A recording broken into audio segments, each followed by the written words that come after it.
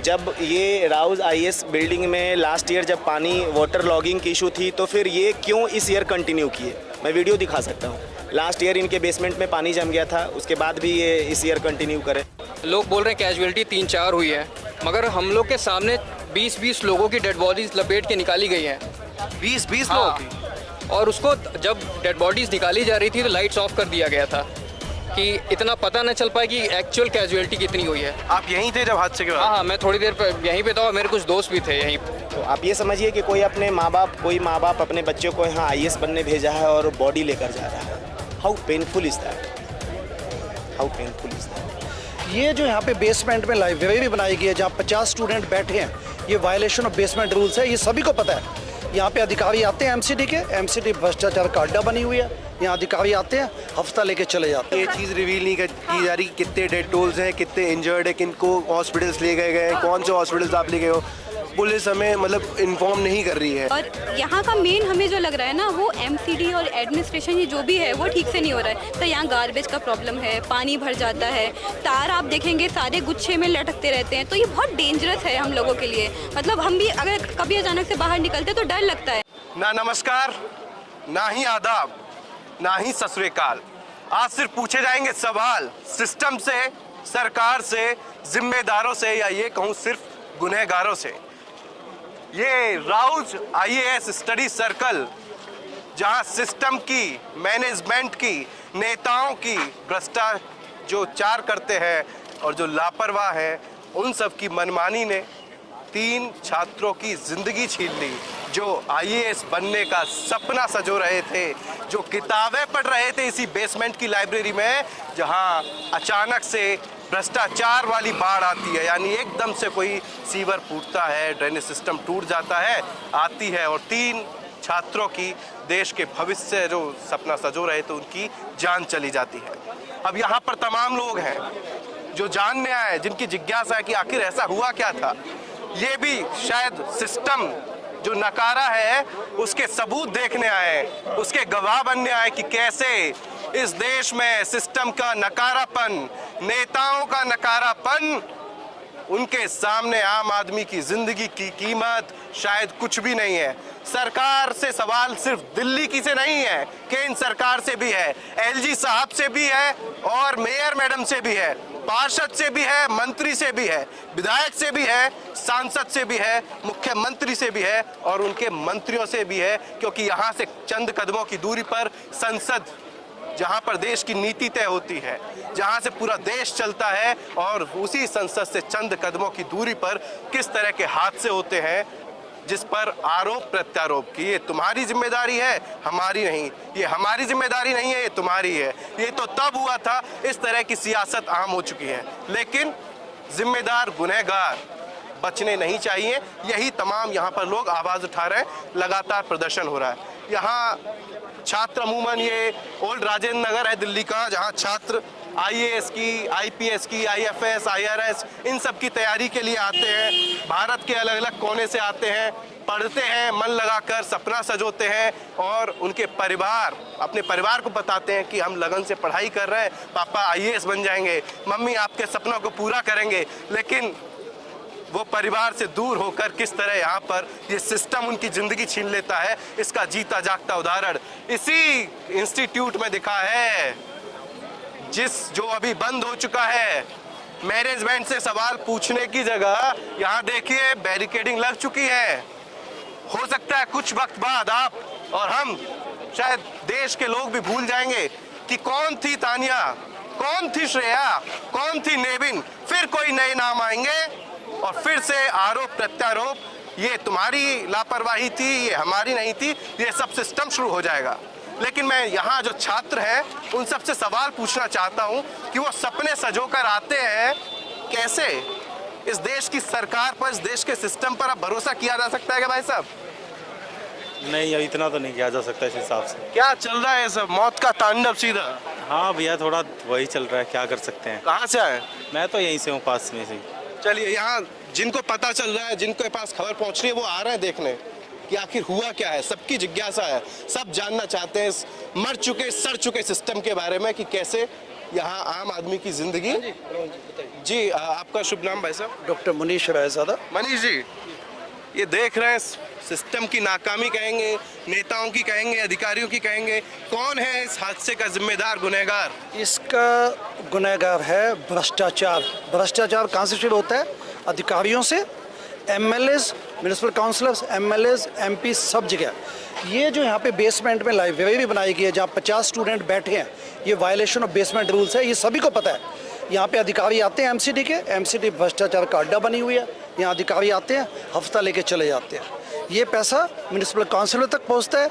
MLA को भी पता है दुर्गेश पाठक कहाँ पे है, वो अपना हफ्ता वसूली में लगा हुआ है। दिल्ली की मेयर शैली ओबराय कहाँ पे है, वो गुणगान गाती रहती है अरविंद केजरीवाल के। जबकि यहाँ पे देखिए इतनी चौड़ी सड़क है, इतनी चौड़ी सड़क है, यहाँ पे डिसिल्टिंग हुई क्या? यहाँ पे पानी इकट्ठा होना ही नहीं चाहिए। It's pretty wide road. नीचे सीवेज लाइन चल रही है, उनकी डिसिल्टिंग, उनकी क्लीनिंग नहीं करेगी। तो आधे घंटे बारिश हुई, पूरा चौकिंग हो गया। तो यहाँ पे वायलेशन सरकार की तरफ से है, भ्रष्टाचार है, अपने अपने शीश महल बना के बैठ जाते हैं। इतनी अनैतिकता है कि जब सीएम, हमारे सीएम जेल में है तो इस्तीफा क्यों नहीं देते? अच्छा, सेंट्रल गवर्नमेंट राष्ट्रपति शासन क्यों नहीं लगाती? यहाँ पे पूरा गवर्नमेंट तो गवर्नेंस इज पैरालाइज्ड ना। जब आपका सीएम जेल में है तो वो मिनिस्टर से कैसे मिलेगा, जनता से कैसे मिलेगा, अधिकारियों से कैसे मिलेगा? तो सेंट्रल गवर्नमेंट की ड्यूटी नहीं लगती क्या? नहीं बनती कि वो यहाँ पे राष्ट्रपति शासन लगा के जनता को रिलीफ दे? मतलब आप कह रहे हैं सेंट्रल वर्सेस स्टेट गवर्नमेंट के चक्कर में कोई फंस रहा है तो वो आम आदमी, इस देश की जनता, दिल्ली की जनता, सब मिले हुए हैं, सब मिलके देश को लूटे जा रहे हैं। उनको कोई मतलब नहीं है। यहाँ पे precious lifes are lost, precious lifes. ये एक्सीडेंट नहीं है, अकस्मात दुर्घटना नहीं है, ये मर्डर है, मर्डर। शैली ओबराय को, सीएम केजरीवाल को बुक किया जाना चाहिए क्रिमिनल नेग्लिजेंस के लिए। लेकिन शैली ओबराय कह रही हैं कि हमने एमसीडी कमिश्नर को पत्र लिख दिया है, जो होगा गुनहगार वो बख्शा नहीं जाएगा। फिर सेंट्रल गवर्नमेंट यानी आरोप एलजी साहब की तरफ लग जा रहे हैं कि अधिकारी तो उनके कंट्रोल में है, वो नियुक्त करते हैं, यानी कि एक दूसरे के ऊपर आरोप थोप रहे हैं। सियासत में आरोप प्रत्यारोप का दौर शुरू हो चुका है, जो कि हर हादसे के बाद आप और हम देखते आए हैं। ये कोई नई बात नहीं है, लेकिन सवाल वही, ये सिस्टम, ये गुनहगार, ये जो भ्रष्टाचारी हैं, ये कब तक जान लेते रहेंगे? कब तक हम और आप जैसे लोग इनके शिकार बनते रहेंगे? पढ़ते हैं भैया यहाँ? हाँ पढ़ता है। हाँ पढ़ता है। नाम क्या है? वसी। ये जो हादसा हुआ उसके बाद क्या तस्वीर दिमाग में आ रही, क्या मंजर कि सपने लेकर आते हैं दूर दूर से और यहाँ जान यूं ही चली जाती है। हमारी जान की यहाँ पे कोई परवाह ही नहीं है किसी को। यहाँ पे ड्रेनेज सिस्टम सही नहीं है, सारे बेसमेंट लाइब्रेरी में फिंगरप्रिंट गेट लगा हुआ है, जिसकी वजह से ये हादसा हुआ है। अब क्या कर सकते हैं? इतना ये राजनीति पार्टी क्या करती है, सेंट्रल पार्टी आप सेंट्रल पे यही चल रहा है। जान तो हम लोगों की जा रही है, गरीब लोगों की, स्टूडेंट लोगों की जान जा रही है। छात्र क्या सोच रहे हैं फिर, इतना बड़ा हादसा हो जाना? छात्र यही सोच रहे हैं कि ये सिस्टम को ठीक किया जाए, बेसमेंट जितनी भी अननेसेसरी बेसमेंट जो चल रही है उसे बंद किया जाए। यही चल, बेसमेंट बंद होने चाहिए। बेसमेंट बंद होनी चाहिए। अच्छा, आप भी स्टूडेंट हैं, आपका नाम? उमे कुलसुम। हादसा सुना ही होगा आपने। रात से हम लोग इधर ही हैं। रात से इधर ही हैं। क्या है पूरी कहानी, जरा हमारे दर्शकों को सुनाइए। नहीं, वही था कि जैसे हमें पता चला कि ऐसे ये इंसिडेंट हुआ है, तो हम लोग आए और फिर तब तक बहुत सारे कैजुअलिटीज़, हमें पता नहीं एग्जैक्टली कि कितने नंबर्स हैं। 3 बताया जा रहा है कि 3 कैजुअलिटीज़ है अभी तक, ऑफिशियल जो आंकड़े हैं। नहीं पता सर, अभी कोई ऐसे रिवील नहीं किया ना डेटा। सबसे पहले गाड़ियाँ जो गई हैं पुलिस की, जब ये इंसिडेंट हुआ है उसके थोड़ी देर बाद बहुत सारे बच्चों ने देखा कि गाड़ियाँ कवर होके गई हैं, एकदम ब्लैक, लाइट्स ऑफ करके। तो ऐसा क्या था कि लाइट्स ऑफ करके निकाला गया है? जो बाकी जो बॉडीज गई हैं वो तो लेट नाइट 11 साढ़े 11 बजे के करीब गई हैं, वो तो सबने देखा। हमारे सामने बॉडीज पाया जा रहा है। पता नहीं सर, ये चीज़ रिवील नहीं की जा रही कि कितने डेड टोल्स हैं, कितने इंजर्ड है, किनको हॉस्पिटल्स ले गए हैं, कौन से हॉस्पिटल्स आप ले गए हो। पुलिस हमें मतलब इन्फॉर्म नहीं कर रही है। आप इसी इंस्टीट्यूट में पढ़ते हैं? आप में से कोई? नहीं, मैं तो आपका कोई नोन? हाँ, मेरे नोन में तो है काफ़ी, क्योंकि ये जो लाइब्रेरी है तो मेरे काफ़ी फ्रेंड्स यहाँ पे लाइब्रेरी यूज़ करने के लिए आते थे। तो वो लोग हमें बता रहे थे कि वो ब्रेक लेके बाहर निकले तब ऐसा हुआ। फिर जब वापस आए तो क्या क्या बताया? यही बताया कि पानी, जैसे वो ब्रेक लेने के लिए 5 साढ़े 5 बजे बाहर निकलते हैं, तो जैसे बाहर निकले और वापस जब आए तो ऐसा हुआ था। अच्छा, आप लोग इतनी दूर से, आप अलग अलग जगह से पढ़ने आते हैं, यहाँ कुछ सपने होते हैं सबके, परिवार से बातें होती हैं, परिवार भी एक सपने देखता है, लेकिन इस तरह के हादसे हो जाना हार्ट ब्रेकिंग है सर, बहुत ज़्यादा हार्ट ब्रेकिंग है। जो भी स्टूडेंट वहाँ से आए थे, नहीं पता उनके पेरेंट्स ने कैसे फीस अरेंज की होगी। हम सब लोन लेकर के यहाँ आते हैं, ऊपर से फैसिलिटीज़ यहाँ पर तो रेंट आप पता करो यहाँ के रूम्स का। ये माचिस का डब्बा होता है ना, उतने रूम्स का 13 हज़ार रुपये रेंट है। उसके बाद में फिर इंसान लाइब्रेरी ज्वाइन करता है जो मोस्टली अंडरग्राउंड होती है, कोई सेफ्टी नॉर्म नहीं होता। और किराया यहाँ पर लाइब्रेरीज का भी बहुत आई है। गलती तो पूरी तरीके से ओनर्स की भी नहीं है, क्योंकि अगर ऊपर के फ्लोर्स पे वो लाइब्रेरी ओपन करेंगे तो रेंट भी तो हाई होगा, उसका रेंट हाई होगा तो फिर बच्चों भाई वो जितना रेंट ट्रांसफर होगा बच्चों पे होगा। मतलब ये सिस्टम ना सिर्फ पैसे लूट रहा है बल्कि जिंदगी भी लूट ले रहा है। सर ये ऐसा नहीं है कि ये आज की बात है, 2 दिन पहले भी सेम इंसिडेंस पटेल नगर में हुआ। पिछले साल नीलेश रहा है जो करंट से। ये सर पिछले साल मुखर्जी नगर में फायर इंसिडेंट हुआ था। सेम मतलब पुअर अर्बनाइजेशन, पुअर प्लानिंग का कॉज है और ये एमसीडी के करप्शन का पूरा मतलब एक्सपोज है। अब सीधे मतलब डेटा बताएगा कि राउस को परमिशन नहीं था कि बेसमेंट में आप लाइब्रेरी चलाओ या कोई भी किसी टाइप का बिजनेस, मतलब बेसिकली स्टोरेज का परमिशन था, but they are using as a library और फिर उसको कंडक्ट करना है। अब देख रहे हो कि क्या हुआ, अंदर सीवर लाइन फट जाती है, पानी अंदर घुस जाता है और मतलब इतने मतलब बड़ी इकोनॉमी है ये सब कोचिंग माफिया।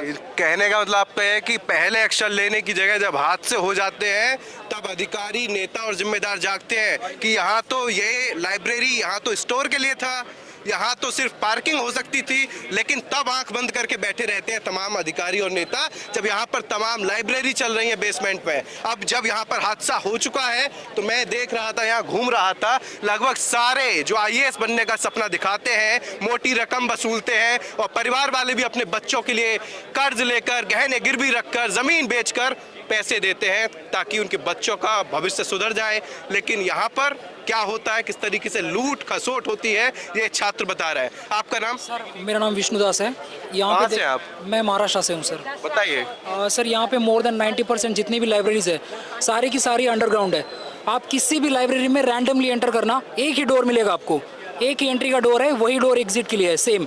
ठीक है, आप अंदर जाओगे आपको कोई फायर प्रिकॉशन नहीं मिलेगा। आप अंदर जाओगे आपको पूरा मतलब सफोकेटेड एयर में आप पढ़ रहे हो, उसका भी आप चार्जेस आप चेक कर लीजिए प्रैक्टिकली उसके कितने चार्जेस कर रहे हैं सर। कोई प्रिकॉशंस कितना कर रहे हैं आप बताइए? सर मैं सर 2000 पे करता हूँ 10 मंथली घंटे के लिए। हाँ जी, 10 घंटे रोज 10 के घंटे लिए? पढ़ने के लिए रोज़ के लिए मैं 2000 पे करता हूँ सर। और हर एक लाइब्रेरी में ऐसा हुआ है, कोई सेफ्टी प्रिकॉशन नहीं है, बिल्कुल नहीं है। आपको ऐसा क्यों लगता है जैसे तमाम ये सारे आज कोई वजह है बंद करने की इंस्टीट्यूट को या हादसे की वजह से बंद कर लिया? सिंपल सी बात है सर, अंडरग्राउंड में आप लाइब्रेरीज या फिर आप रहने के लिए जगह नहीं हो सकती, ये तो प्रॉपर है। लेकिन फिर नियम है ये तो। फिर भी लोग, ये तो नियम है, उसके बाद भी लोग यहाँ पे चला रहे हैं। इसका मतलब ये है ना कि यहाँ पे जो भी यहाँ के एडमिनिस्ट्रेशन है सारी की सारी इन्वॉल्व हुई है। ठीक है, जो लाइब्रेरी चला रहे हैं वो भी पैसे किसी को दे रहे होंगे और जो भी पैसा ले रहा है वो भी शांति से बैठा हुआ है। जब ऐसा हादसा होता है तब लोग जागना दिखाने की कोशिश करते हैं। आज 2-4 दिन के लिए लोग बोलेंगे, बाद में सारे गायब हो जाएंगे। क्यों? क्योंकि स्टूडेंट की मजबूरी है और ये सिर्फ मजबूरी का फ़ायदा नहीं उठाया जा रहा है, उनके पूरे सपनों के साथ खेला जा रहा है। पूरी ज़िंदगी किसी की आप दांव पे नहीं लगा सकते सर 2-4 पैसों के लिए। पूरी एडमिनिस्ट्रेशन इसके लिए जिम्मेदार है और जो भी हो, ये सारी अंडरग्राउंड लाइब्रेरीज के बारे में इंस्पेक्शन होनी चाहिए, उसके बारे में जो भी एक्शन होनी चाहिए वो देखना चाहिए। 3 लोग नहीं, मैं अपने अनुभव से बता रहा हूँ कि हादसा हुआ कुछ दिन बाद होगा, मामला शॉर्ट आउट हो जाएगा, जांच रिपोर्ट आएगी, उसके बाद दोषी को हमने कड़ी कार्रवाई कर दी। फिर से सारे नेता अपनी कट्टर ईमानदारी का सर्टिफिकेट लेते हुए हाथ में जनता के बीच जाएंगे। नेता भी नहीं आया ना, हम यहाँ स्टूडेंट से तमाम आ रहे हैं जा रहे हैं, एक दूसरे पर आरोप से किसी ने बात नहीं की ना, वो तो आपस में पॉलिटिक्स कर रहे, ब्लेम गेम खेल रहे हैं। वो उन्हें ब्लेम कर रहे हैं, वो उन्हें ब्लेम कर रहे हैं, अकाउंटेबिलिटी किसी को नहीं लेनी है। अभी तो ये बच्चे हैं तो डेड बॉडी जो है काले शीशे में पुलिस की गाड़ियां आई है और ले गए, कितने ले गए जो जीवित बचे हैं उनका कोई स्टेटमेंट नहीं दिला रहा, ना कुछ हो रहा है। लोग बच्चे कह रहे हैं 30 से 35 बच्चे मर गए हैं, ये हाल है। नहीं 30-35 का तो नहीं, आप कह रहे लोग थे, कह रहे हैं 55 लोग थे। एक लड़के ने स्टेटमेंट दिया है, लाल टी शर्ट वाले ने, यूट्यूब पे चल रहा है वो, कि मैंने 35 को देखा, वो नहीं निकल सके और ज़्यादातर लड़कियां हैं उसमें। काले शीशे में बॉडी ले जाते हो, सबने देखा। पुलिस कहीं काले शीशे में गाड़ी में आती है क्या? यहाँ तो सर पीजीज भी चलते हैं अंडरग्राउंड, सिर्फ लाइब्रेरी थोड़े, आप पीजी इंस्पेक्ट करो, अंडरग्राउंड बेसमेंट में पीजीज नहीं है, बच्चे रहते हैं उसके अंदर, 12-12, 15-15 हज़ार रेंट देते हैं। तो मेयर महोदया से हमारा सवाल करेंगे कि इन मैडम की जरा बात सुनी जाए। आप सर्टिफिकेट जो दिखा रही हैं कि यहाँ पर सिर्फ पार्किंग और स्टोरेज की जगह थी, अब जरा सुन लें कि पीजी भी चल रहे हैं। और अगर यकीन ना हो तो थोड़ा सा इलाके में घूम लें, क्योंकि हम तो घूम रहे हैं, हमें ज़्यादातर इंस्टीट्यूट में लाइब्रेरी ज़्यादा नज़र आ रही है बेसमेंट में। ये भाई कुछ कहना चाह रहे हैं, इनका भी बताइए भैया। सबसे पहले तो आप सबको मेरी तरफ से बहुत बहुत शुभकामनाएं, नमस्ते सबसे पहले हम बोलना चाहते हैं।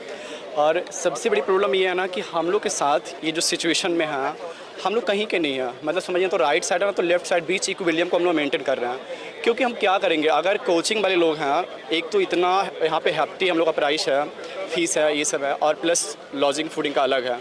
तो इसमें क्या ना कि अगर हम लोग कोचिंग में एडमिशन ले रहे हैं, और एक्चुअल में होता भी ऐसी है कि वो लोग बोले कि तुम लोग को लाइब्रेरी फ्री है, और अगर हम आउटसाइड लाइब्रेरी ज्वाइन करते हैं तो वहाँ पे 3000 मेरे को चार्ज देने पड़ते हैं महीने के। और वहाँ पे था कि यहाँ पे इंफ्रास्ट्रक्चर इतना बेटर था कि ये फर्स्ट टाइम ऐसा इंसिडेंस हुआ। ये बारिश के टाइम पे होता था, डेली के टाइम में तो बोलते थे सर कि ऊपर निकल जाओ, कोई नहीं कुछ देर में निकल जाएगा। दिस थिंग हैपन मतलब डे टू डे।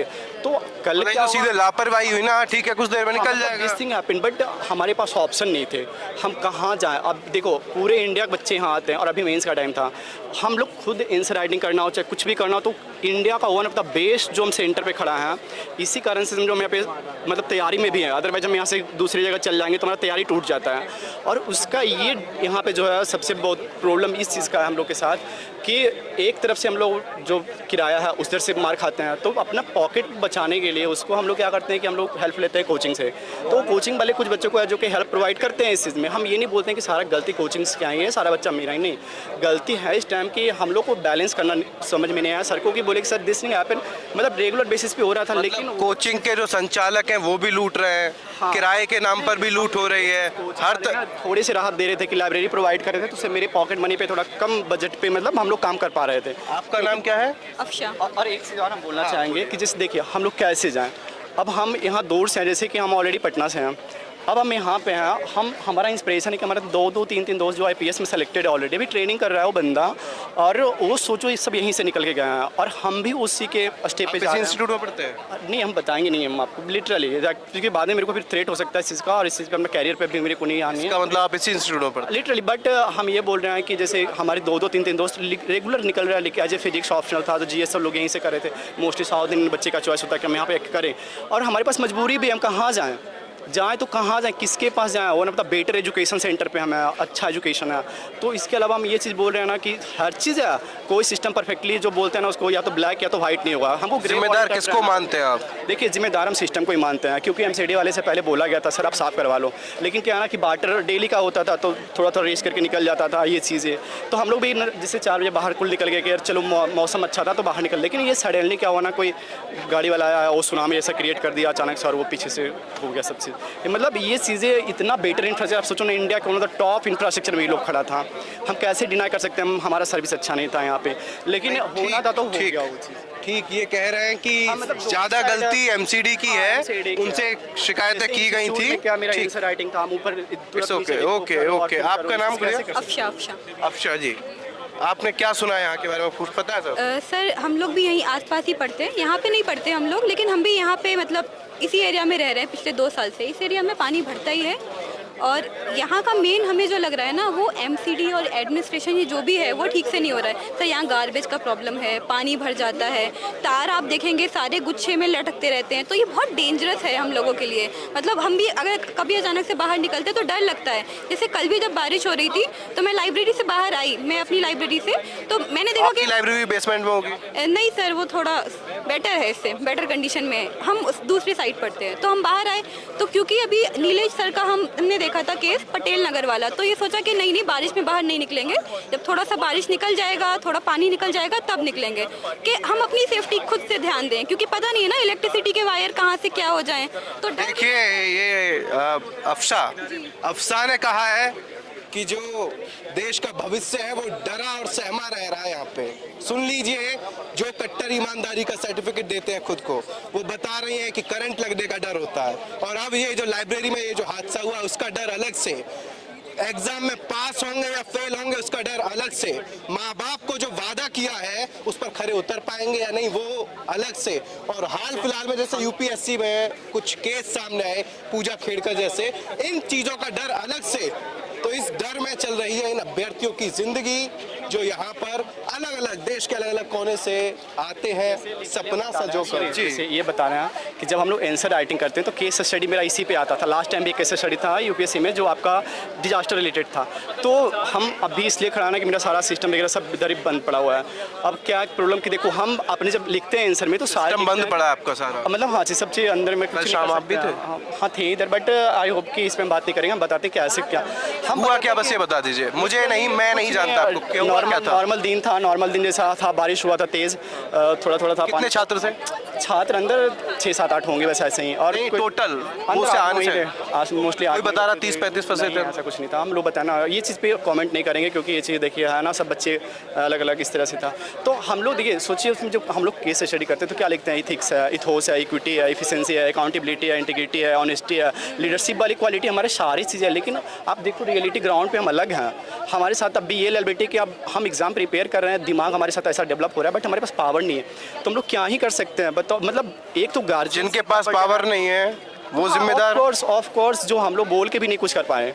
और अगर ये चीज़ 2 दिन पहले होता ना, जो इनिशियल फेज में, तब नहीं होता कल ये, क्योंकि कल मैक्सिमम इंटेंसिटी था। और ये ड्रेनेज सिस्टम है, तीनों साइड से पानी आता है। आपका शुभ नाम? नहीं बताएंगे नाम भी नहीं, सॉरी। पटना से आएंगे कुछ नहीं, हाँ पटना से आए, नहीं अपना आइडेंटिफिकेशन नहीं दे सकते अभी। अच्छा, नाम नहीं बोल सकते हैं हाँ कि मना किया गया नाम बताने के लिए? नहीं, हम पर्सनल हमारे मैटर्स हैं, हमारे को तो आगे दिक्कत ना हो फ्यूचर में, इस कारण से अभी हम इस पर थोड़ी नहीं करना चाहते। अच्छा, लेकिन तो मैनेजमेंट में कुछ लोगों की गिरफ्तारियां हुई हैं, उसे आप सही माने हमको पता लिटरली नहीं है कुछ, बट आई नो कि देखिए हम। अच्छा, ये तो पता होगा काफ़ी वक्त से शिकायत की जा रही थी। हाँ ये चीज़ें थी, तो सर भी बोले थे कि सर हम लोग क्या करें यार, एमसीडी वाले सुनते नहीं, हम लोग क्या ही कर सकते हैं, बताओ हमारे साथ तुम लोग पढ़ रहे हो ना, तुम लोग अच्छा बनो हमसे। मतलब ये हम लोग सब बताना पूरे इंडिया से बच्चे अच्छे सब जमात यहीं पे होते हैं, कहाँ जाएँ हम लोग। आप कब से पढ़ रहे हैं? हम 2020 में आए थे। 2020? हाँ 2020 था ना, तो उस टाइम कोविड का लॉकडाउन था, तो हम 26 जनवरी 2020 को यहाँ पे आए थे फर्स्ट टाइम जब दिल्ली में था। तो उस बाद मेरा कोचिंग खुला ही नहीं था, तो फिर वापस लौट गए थे। फिर 21-22 में मैंने। अच्छा, लोग कह रहे हैं कि 6-6:30 के आसपास हादसा हुआ। एवरीथिंग नॉर्मल था, सब चीज़ नॉर्मल था। वो क्या हुआ, खाली पानी तेज़ी से जमा हुआ ना, यहाँ पे गाड़ी वाला आया, वो ऐसा ले गया ना, इतना हाई जिसे सुनामी टाइप आता है यहाँ से। नहीं, मैं एक सवाल पूछ रहा हूँ आपसे। पहले तो एमसीडी से लगातार शिकायत की जा रही थी, भाई से साफ कर दीजिए नाला वाला, ये हो रही थी। 6-6:30 के आसपास हादसा हुआ।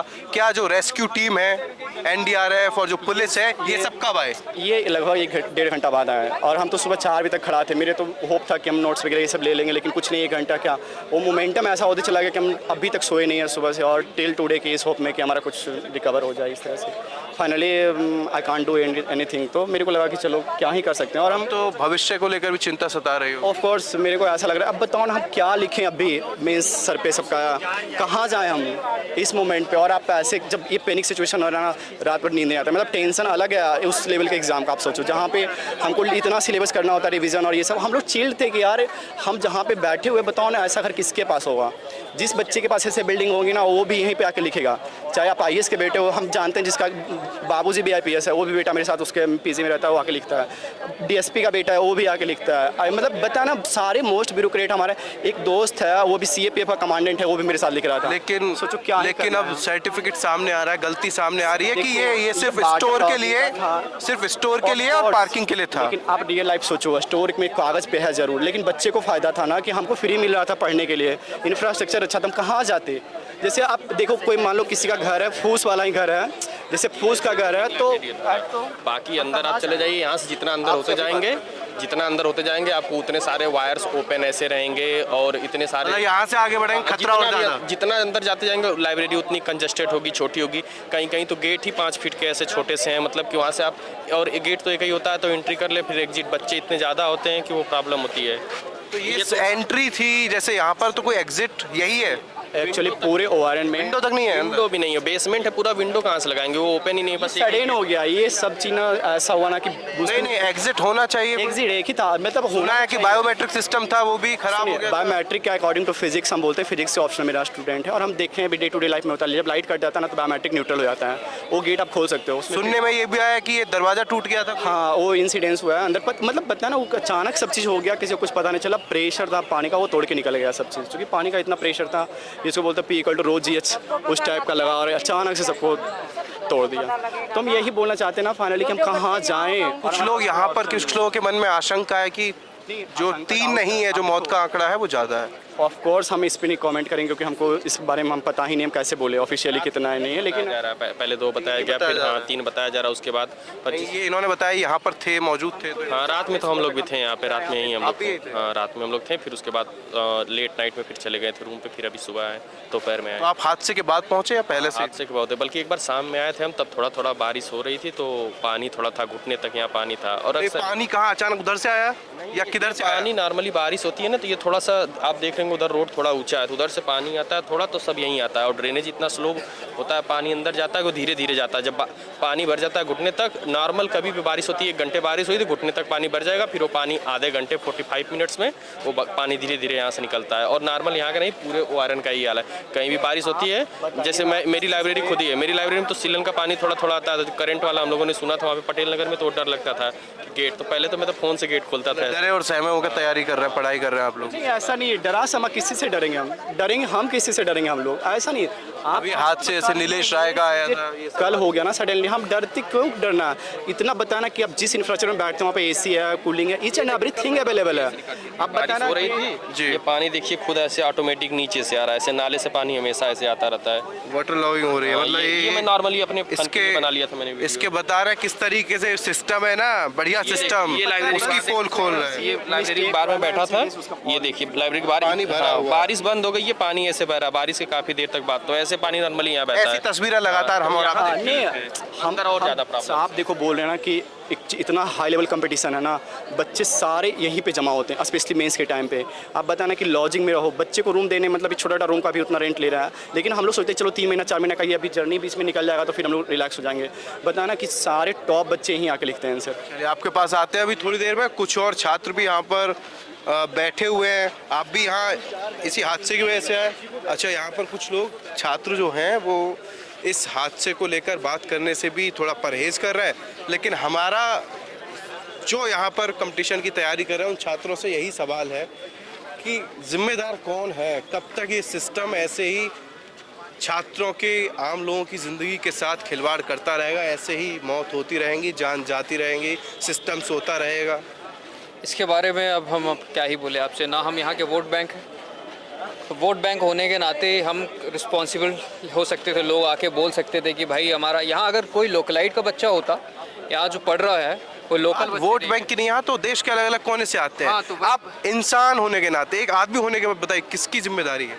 जिम्मेदारी पूरे सिस्टम की, सिर्फ एक लोगों की नहीं है।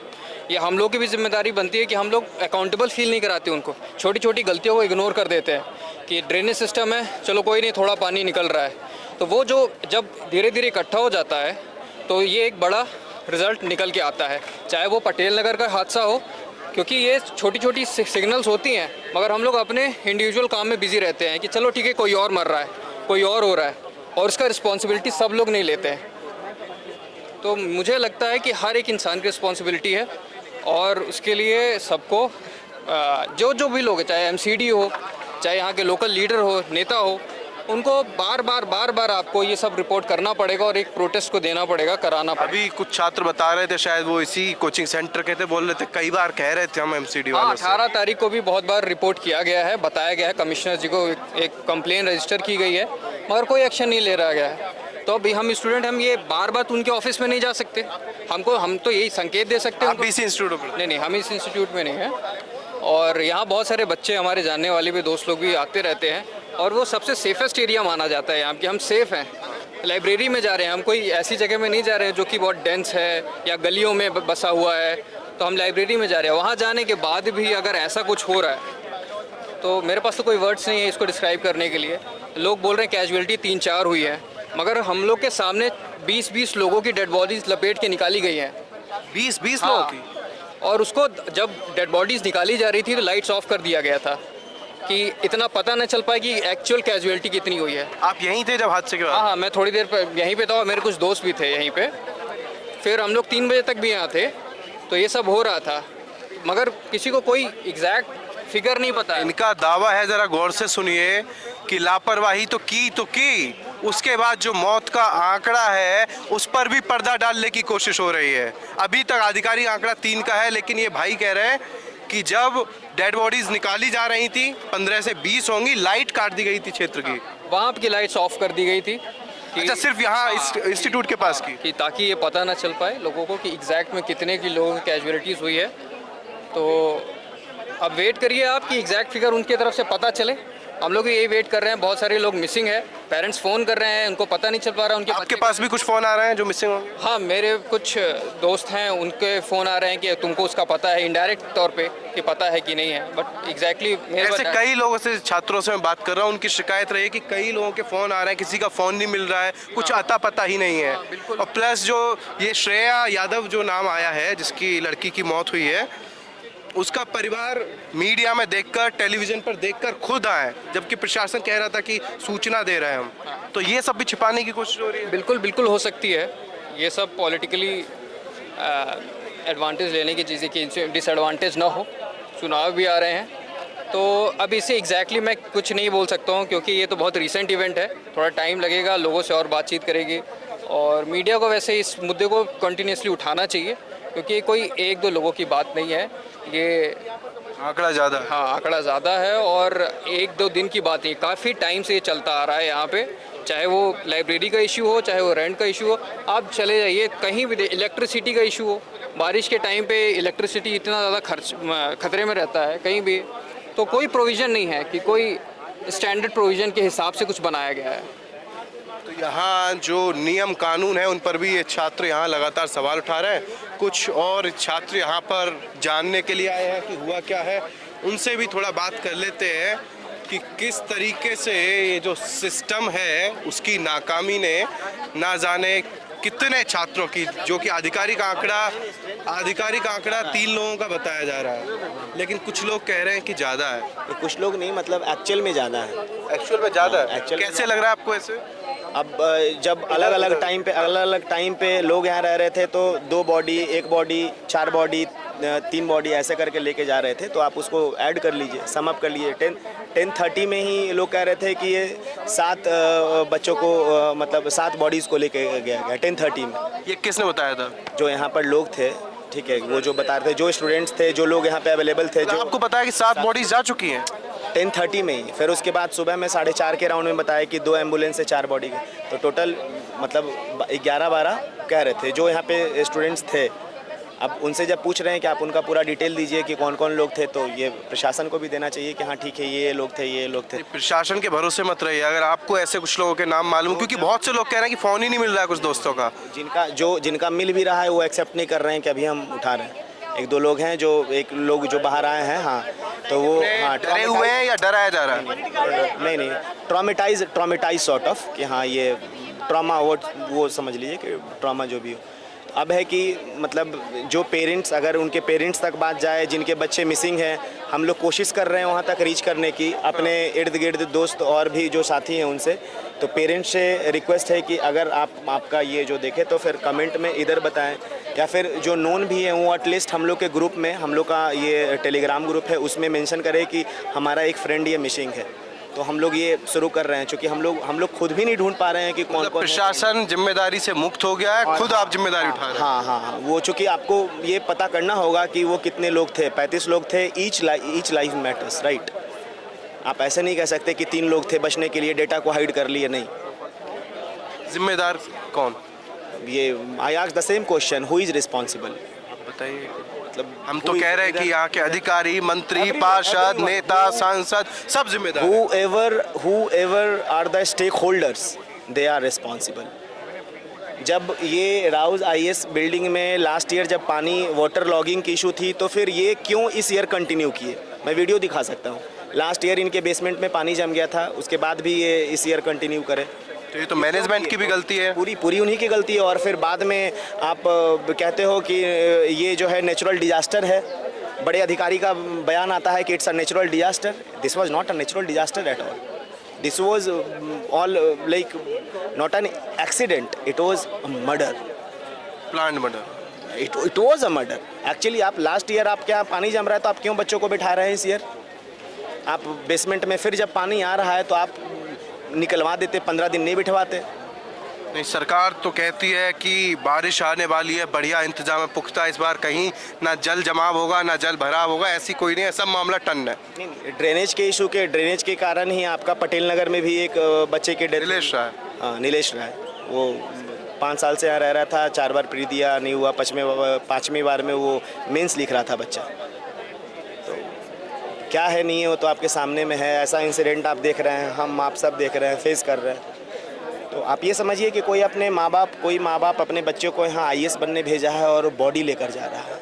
How painful is that, how painful is that. आप बच्चे को भेज रहे हैं कि हाँ नहीं ठीक है, ये इस उम्मीद से बाद में आप डेली फ़ोन पर बात हो रही है, सपने होते होंगे, उम्मीदें होती होंगी, पैसा खर्च करते हैं, कोई कर्ज लेकर, कोई लोन लेकर। आज आपके कोई मेंटोर, मतलब इट्स वेरी अपसेट कि आज आपके साथ कोई एक सिंगल टीचर भी खड़े नहीं है, एक्सेप्ट एक आध सर थे शायद जो आए थे।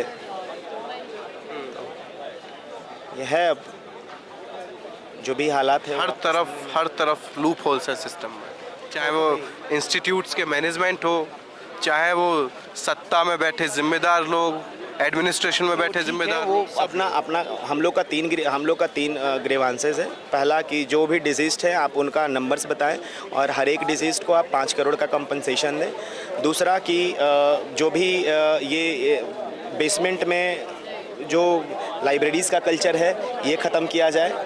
तीसरा ये जो ड्रेनेज सिस्टम का इशू है, अगली साल जब बारिश हो तो किसी की जान नहीं जाए और जान पे आप अपना शीश महल ना खड़ा करें, हमारी मौत पर आप शीश महल ना खड़ा करें। हमारी मतलब ये तो हो गया कि भाई हम अपना खून पसीना लगाकर पढ़ रहे हैं और अंत में हम अब तो जिम्मेदारी लेने की बजाय वो कह रहे हैं कि आपकी जिम्मेदारी है, वो कह रहे हैं ये आपकी जिम्मेदारी है। ये देखने समझने वाली बात है।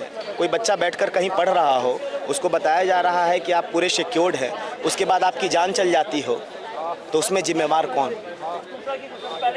इंस्टीट्यूट से स्ट्रेट कहा गया कि आप जो भी डिजीज़्ड है आप उनको 5 करोड़ का कंपनसेशन दें और ये हम लोग का अभी ये इमीडिएट डिमांड है ये कि आप उनके पेरेंट्स को दें। दूसरा कि लाइब्रेरीज़ को विद इमीडिएट इफेक्ट आप बंद करवाएं। तीसरा कि ये जो अगले साल ये ड्रेनेज सिस्टम का होना चाहिए। यही चीज़ है। तो इन छात्रों के आरोप हैं कि आम आदमी की ज़िंदगी के साथ कितने खिलवाड़ किए जा रहे हैं, किस किस स्तर पर। ये सिर्फ पहला हादसा नहीं है जो दिल्ली के ओल्ड राजेंद्र नगर में हुआ। कुछ वक्त पहले आपने हाथरस में जो भगदड़ में 125 लोगों की मौत जो हुई थी वो देखा होगा, किस तरीके से छुटपुट कार्रवाई करके निपटा दिया गया। ना तो सिर्फ ये एक प्रदेश की बात है, सिर्फ दिल्ली की बात नहीं है, उत्तर प्रदेश में भी हादसे होते हैं। कभी ट्रेन एक्सीडेंट में लोग मारे जा रहे हैं, कभी भगदड़ में जान चली जा रही है, कभी करंट लगने से आम आदमी की जिंदगी खत्म हो जा रही है, तो कभी ऐसे मिसमैनेजमेंट से जो वाटर लॉगिंग की वजह से जान चली जाए। तो इस सिस्टम को शर्म आनी चाहिए। थोड़ा सा तो कसूर देखिए, इंसानियत रखिए। अब झगड़े की जरूरत नहीं है। ये ना प्रदेश सरकार जिम्मेदारी से भाग सकती है, ना केंद्र सरकार भाग सकती है, ना LG साहब भाग सकते हैं, ना MCD की मेयर भाग सकती है, ना प्रदेश सरकार केजरीवाल सरकार भाग सकती है, ना उनके मंत्री, ना उनके विधायक, ना उनके पार्षद और ना ही उनके अधिकारी। कोई भी इस जिम्मेदारी से नहीं भाग सकता। ये जिम्मेदारी इन सब की है, चाहे वो किसी भी बड़े पद पर हो, चाहे छोटे पद पर हो। फिलहाल इस वीडियो में इतना ही। जल्द मुलाकात होगी किसी और वीडियो में, कुछ और खुलासों के साथ, किसी और दर्द के साथ। नमस्कार।